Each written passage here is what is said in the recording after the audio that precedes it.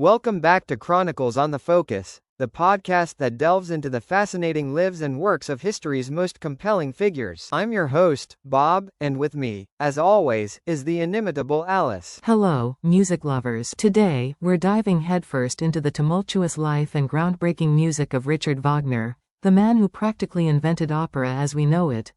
Or maybe reinvented it, depending on who you ask. Exactly. Wagner genius or madman? That's the question that's plagued music historians for centuries. He was, to put it mildly, a complicated dude. Let's start with his early life, Alice. The guy had a backstory that reads like a soap opera. Oh, it's a doozy. Born in Leipzig in 1813, his father died when he was only 6 months old. His mother remarried to an actor, Ludwig Geyer, and young Richard, initially named Wilhelm Richard Geyer, probably believed Geyer to be his biological father for many years. Talk about a family secret. And get this, Bob, they lived in Leipzig's Jewish quarter, a fact often overlooked when discussing his later anti-Semitic views. It adds a fascinating, and frankly uncomfortable, layer to his story. Uncomfortable is one word for it. It's a pretty big irony, isn't it? But back to the soap opera aspects. The early years involved a whirlwind of musical influences: Weber, Beethoven, Mozart, and a burning ambition to be a playwright first and foremost. He was a bit of a drama queen, wasn't he? He even wrote a tragedy when he was still in school, but his path to musical greatness wasn't exactly straightforward. After university, he bounced around, holding various musical positions, often struggling financially, writing articles to make ends meet. His early operas, like Die Feen and Das Liebesverbot, weren't exactly smash hits initially. Financial woes plagued him his whole life. It seems like a prerequisite for being a truly great composer. But eventually, he hit his stride. The Flying Dutchman, Tannhauser, Lohengrin.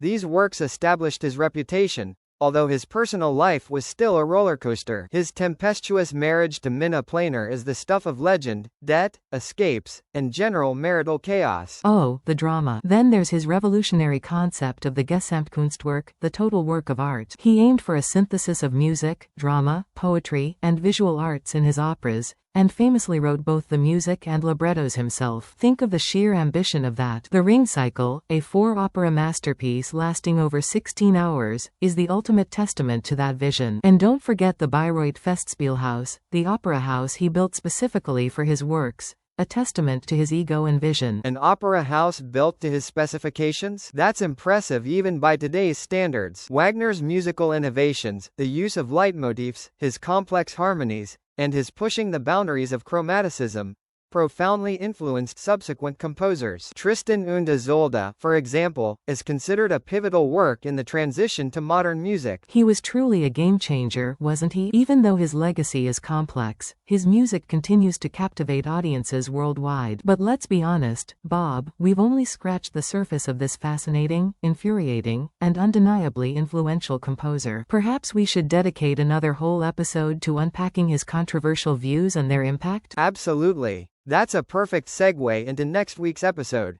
Join us then, listeners, as we continue our exploration into the life and music of Richard Wagner. Until then, keep listening to Chronicles on the Focus.